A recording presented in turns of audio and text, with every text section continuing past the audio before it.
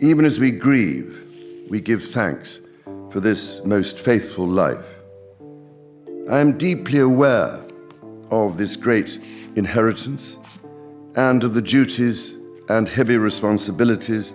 A seismic shift is quietly reshaping the British monarchy. Behind the gilded gates of Buckingham Palace, a transfer of power is underway, one that no official announcement has confirmed, yet one that royal insiders say is unmistakably real. King Charles III, battling ongoing health challenges, is reportedly handing final authority over key royal decisions to his son, Prince William. And at the center of this dramatic power realignment is a deepening rift involving Queen Camilla, whose personal loyalties have put her at odds with the future king's vision for the crown. This is not a story about palace gossip. It is a story about who holds the levers of power inside the world's most famous royal institution, and what happens when the old guard refuses to let go. King Charles III ascended to the throne in September 2022, becoming the oldest monarch in British history at 73 years of age. He had waited his entire adult life for this moment. Yet his reign, which many expected to be a period of dignified continuity, has instead been defined by crisis after crisis.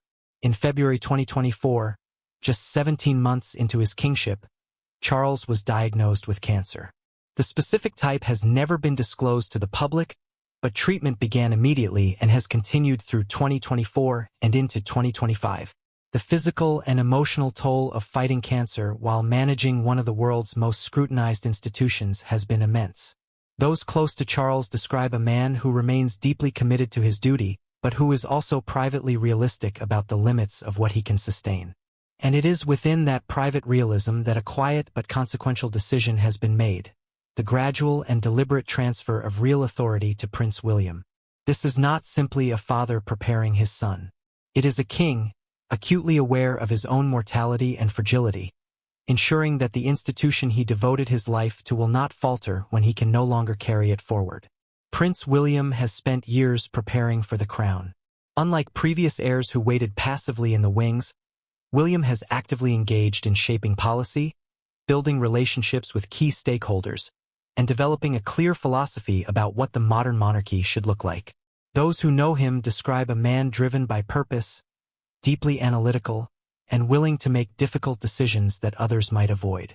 In 2025, King Charles granted William and his wife, Catherine, Princess of Wales, the authority to issue royal warrants, a privilege that allows them to publicly endorse brands and products on behalf of the crown. While this may seem ceremonial on the surface, those familiar with royal protocol understand its significance. Royal warrants have historically been one of the most jealously guarded privileges of the sovereign. Extending that right to William was a clear signal that the transfer of influence was no longer theoretical. Beyond symbolic gestures, William has reportedly taken an active, hands-on role in the most consequential royal decisions of the past year. Sources suggest he has been at the center of strategy discussions, shaping responses to emerging crises, and building a team of trusted advisors who share his vision for a leaner, more accountable monarchy. He is no longer simply the heir apparent. He is, in all but official title, a co-governor of the institution.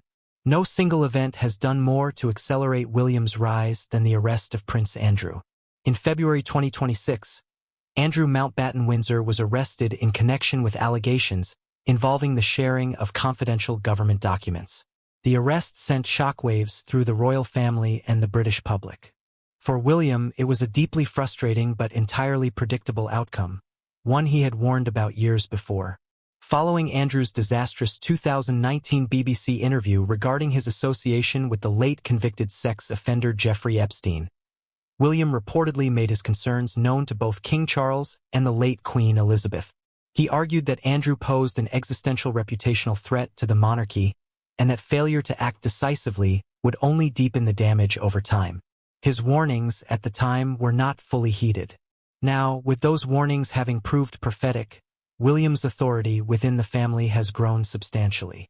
He has overseen the removal of Andrew's remaining titles, the eviction from Royal Lodge, and the complete institutional severance of Andrew from any association with the crown. These are not decisions made by a passive prince. They are decisions made by a man who is already functioning as the monarchy's chief executive in all but name. Into this high-stakes drama steps Queen Camilla, and her presence has introduced a complication that William did not anticipate and cannot easily manage. At the heart of the conflict is Camilla's long-standing friendship with Sarah Ferguson, the ex-wife of Prince Andrew. Camilla and Sarah have known each other since the 1970s, a friendship that predates their respective entries into royal life by years. For Camilla, that friendship represents loyalty, history, and human decency. She has argued privately that ending a decades-long friendship simply because of guilt by association is both unfair and unnecessary. William sees it differently. Sarah Ferguson's name has appeared in documents related to the Epstein case, released by the United States Department of Justice. While there is no evidence of criminal wrongdoing on her part, emails suggest she had contact with Epstein and appeared to seek financial assistance from him during difficult periods. In William's estimation, any connection, however indirect, between the Queen consort and individuals linked to the scandal poses an unacceptable image problem for the monarchy. In late February 2026, the tension reportedly reached a breaking point. William issued what insiders have described as an ultimatum to Camilla. Not a request, not a suggestion, but a clear and firm demand that she publicly distance herself from Sarah Ferguson or face the consequences of undermining the monarchy's credibility. The fact that the future king felt it necessary to issue such a demand to the current queen consort speaks volumes about how dramatically the power dynamics inside the palace have shifted. Queen Camilla has not taken this pressure quietly. Sources indicate she has been openly resistant to what she perceives as an overreach, a younger royal attempting to dictate the terms of her personal relationships. She believes in a more nuanced approach to navigating the scandal, one that recognizes both the institution's needs and the human dimension of long-held personal bonds.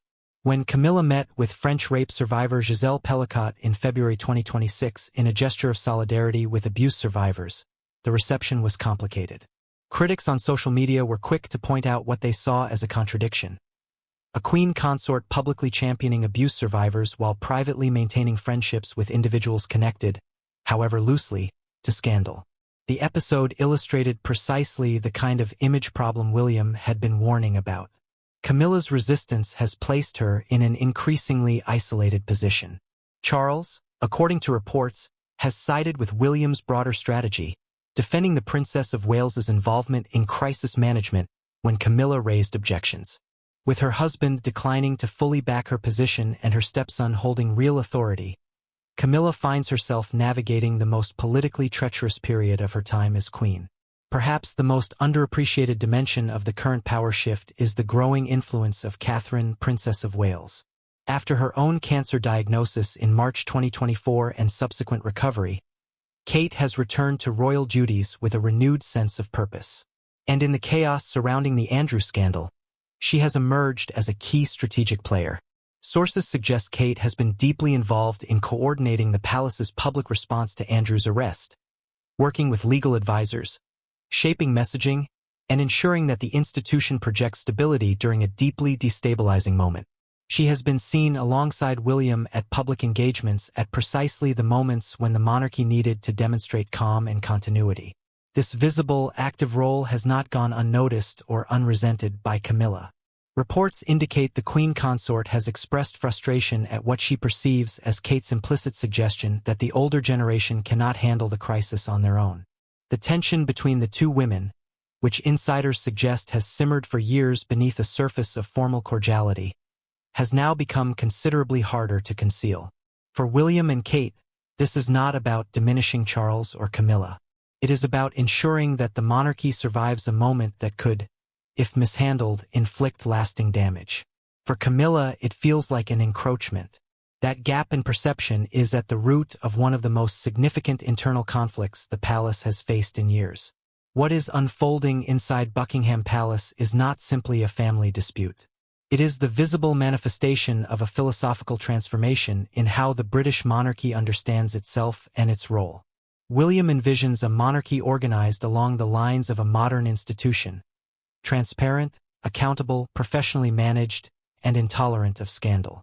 He has already applied this philosophy to the Royal Foundation, the charitable organization he runs with Kate. That organization operates with a CEO, a board of directors, defined objectives, and public reporting. William intends to apply that same model to the monarchy itself. He has spoken openly, if carefully, about the need for change. In a 2025 conversation with Canadian actor Eugene Levy, William acknowledged that reform was central to his agenda, while also recognizing the inherent tension in changing an institution that derives much of its legitimacy from its continuity and tradition.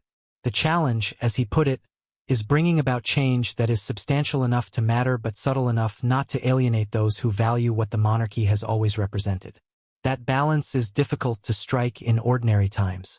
During a crisis involving criminal allegations, international scandal, and internal family conflict, it is extraordinarily difficult. The monarchy finds itself at a crossroads. Charles remains king, but his ability to lead through this period is constrained by his health.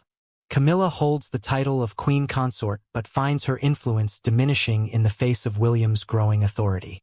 William is not yet king, but he is already making the decisions that will define what the crown becomes. The next few months will be critical. How the royal family handles the continuing fallout from Andrew's arrest, the possible criminal proceedings, the further revelations, the ongoing public scrutiny, will determine whether the institution emerges from this period stronger or more vulnerable than before. William's approach is clear. Cut ties decisively. Demonstrate accountability. Manage the narrative professionally. Tolerate no exceptions for family members who damage the institution. Whether that approach succeeds will depend not just on strategy but on the cooperation of everyone around him, including a queen consort who is not yet ready to concede the field. The transition of power inside the British monarchy is happening in real time, not through ceremony or proclamation, but through the quiet, daily accumulation of decisions, authority, and trust. King Charles is still on the throne, but the future has already begun.